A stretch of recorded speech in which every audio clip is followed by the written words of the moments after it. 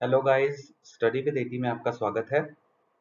आज का टॉपिक है general and life insurance councils IC 14 regulations of insurance business. तो जनरल और लाइफ इंश्योरेंस काउंसिल पढ़ने से पहले हम ये समझते हैं कि इंश्योरेंस एक्ट 1938 में क्या बातें हुई थी। इंश्योरेंस एक्ट 1938 का सेक्शन 64A ये कहता है कि all the insurers carrying on the insurance business in India, जितने भी इंश्योरर्स हमारा इंश्योरेंस बिजनेस इंडिया में करना चाहते हैं, उन्हें एक कॉर्पोरेट बॉडी बनानी पड़ेगी जिसका नाम होना चाहिए इंश्योरेंस एसोसिएशन ऑफ इंडिया। और इंश्योरेंस एसोसिएशन ऑफ इंडिया में क्या कंसिस्ट होगा, होंगे आपके पहले मेंबर्स और दूसरे होंगे एसोसिएट मेंबर्स। ऐसी इंश्योरेंस कंपनियां जो कि इंडिया में ही इनकॉर्पोरेट हो रही हैं और डोमिसाइल भी इंडिया में है, वो हमारे मेंबर्स में आएंगे। और जो ऐसे इंश्योरर्स हैं जो इनकॉर्पोरेट और डोमिसाइल आउटसाइड इंडिया में है, वो हमारे कहलाएंगे एसोसिएट मेंबर्स। तो सेक्शन 64A क्या कहता है इंश्योरेंस एक्ट 1938 का, कि हमारे दो टाइप के मेंबर्स होंगे, एक मेंबर्स और दूसरे एसोसिएट मेंबर्स। ठीक है, इसके बाद बात होती है हमारी, ठीक है, इसके बाद हम बात करते हैं councils of insurance association of India की। सेक्शन 64A में तो बोला गया कि इंश्योरेंस एसोसिएशन ऑफ इंडिया होना चाहिए, ठीक है, उसमें मेंबर्स और एसोसिएट मेंबर्स की बात करी। इसके बाद उन मेंबर्स और एसोसिएट मेंबर्स को हम कहां रखेंगे, इसकी बात की जाए। सेक्शन 64C जो इंश्योरेंस एक्ट का है, वो ये कहता है कि दो इंश्योरेंस काउंसिल्स होने चाहिए इंडिया में। पहला लाइफ इंश्योरेंस काउंसिल और दूसरा जनरल इंश्योरेंस काउंसिल। तो लाइफ इंश्योरेंस काउंसिल में सारे मेंबर्स और एसोसिएट मेंबर्स होंगे एसोसिएशन के, जो कि इंडिया में लाइफ इंश्योरेंस बिजनेस करना चाहते हैं। और जनरल इंश्योरेंस काउंसिल में सारे मेंबर्स और एसोसिएट मेंबर्स होंगे एसोसिएशन के, जो कि जनरल इंश्योरेंस करना चाहते हैं इंडिया में।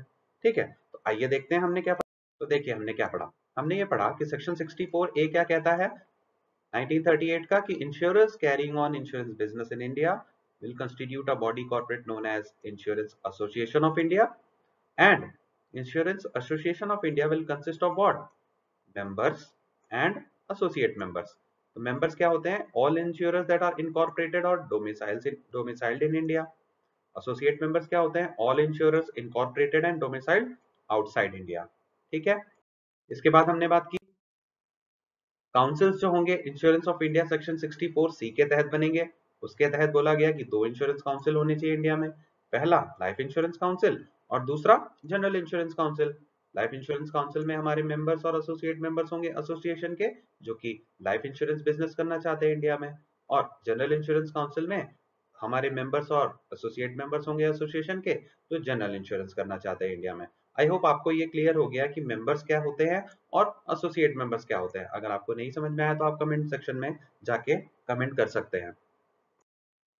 चलिए आइए, इसके बाद हम बात करेंगे एग्जीक्यूटिव कमेटी की। तो अभी हमने किसकी बात की, एसोसिएशन होनी चाहिए, एसोसिएशन के नीचे हमने क्या बात की कि काउंसिल होना चाहिए। और अब हम बात करें एग्जीक्यूटिव कमेटी की। तो एग्जीक्यूटिव कमेटी ही है जो सारे काम करेगी। क्या काम करेगी उसके बारे में अभी मैं बाद में डिस्कस करता हूँ। पहले तो एग्जीक्यूटिव कमेटी किस सेक्शन के थ्रू बनती है, ठीक है, वो हमारे 64E of the insurance act के थ्रू बनती है एग्जीक्यूटिव कमेटी। ठीक है, पावर किसने दी आपको, एग्जीक्यूटिव कमेटी को पावर कौन देता है, सेक्शन 64D के थ्रू कौन देता है, लाइफ इंश्योरेंस काउंसिल और जनरल इंश्योरेंस काउंसिल देती है। ठीक है, तो अब हम बात करते हैं इनके क्या काम। आइए अब हम बात करेंगे एग्जीक्यूटिव काउंसिल के फंक्शंस क्या होते हैं। तो एग्जीक्यूटिव काउंसिल के सबसे पहला फंक्शन होता है कि लाइफ इंश्योरेंस बिजनेस जो भी इंडिया में कर रहे हैं, लाइफ इंश्योरेंस काउंसिल की बात कर रहा हूं मैं अभी, एग्जीक्यूटिव काउंसिल जो लाइफ इंश्योरेंस बिजनेस यहाँ कर रहे हैं, उनको कैसे बिजनेस करना है इसके बारे में बताता है। ठीक है, कंट्रोल करता है उनके एक्सपेंसेस को। अगर कोई भी ऐसा काम हो रहा है जो पॉलिसी होल्डर्स के विरुद्ध हो रहा है, तो उनके बारे में वो अथॉरिटी को इन्फॉर्म करता है। ठीक है, executive council of life insurance. और उसके बाद चौथा है कि कोई भी मैटर अगर ऐसा है, ठीक है, जिसमें उसकी नीड चाहिए, तो उसके बारे में वो हेल्प करेगा। ठीक है, अब एग्जीक्यूटिव काउंसिल हमारे, तो executive council general insurance council के केस में क्या काम करती है, सिमिलर काम करती है। वो हमारी एड और एडवाइस करती है इंश्योरर्स को कि भैया वो स्टैंडर्ड से काम करें, कंडक्ट प्रॉपर हो। अथॉरिटी को एडवाइस करती है कि एक्सपेंसेस कम हो।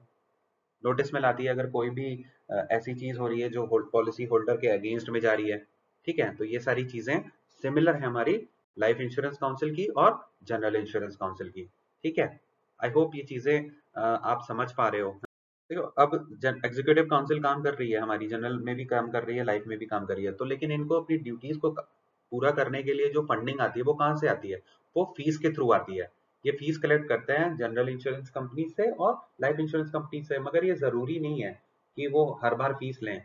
एक रेजोल्यूशन पास करके अथॉरिटी से वो किसी पर्टिकुलर साल की फीस वेव ऑफ भी करा सकते हैं कि नहीं, इस साल हमें फीस की जरूरत नहीं है, ऐसा कर सकते हैं। उसके लिए उन्हें अथॉरिटी से एक रेजोल्यूशन पास कराना पड़ेगा। और कुछ केस ऐसे आते हैं जहां पे ऐसे लॉज बनाने की जरूरत पड़ती है जो कि हमारे कॉमन होते हैं लाइफ इंश्योरेंस काउंसिल के और जनरल इंश्योरेंस काउंसिल के। उस केस में ये दोनों कमिटीज आपस में मिलके एक ज्वाइंट सिटिंग भी करा सकती हैं। ठीक है, सेंट्रल गवर्नमेंट ऐसी सिचुएशंस हमें सर्कमस्टेंसेस बता सकती है कि इस ये जो पर्टिकुलर सिनेरियो बन रहा है, इसमें जनरल इंश्योरेंस काउंसिल और लाइफ इंश्योरेंस काउंसिल मिलके ज्वाइंट मीटिंग करके एक मीटिंग करके हमारे इस मैटर को रिजॉल्व करें।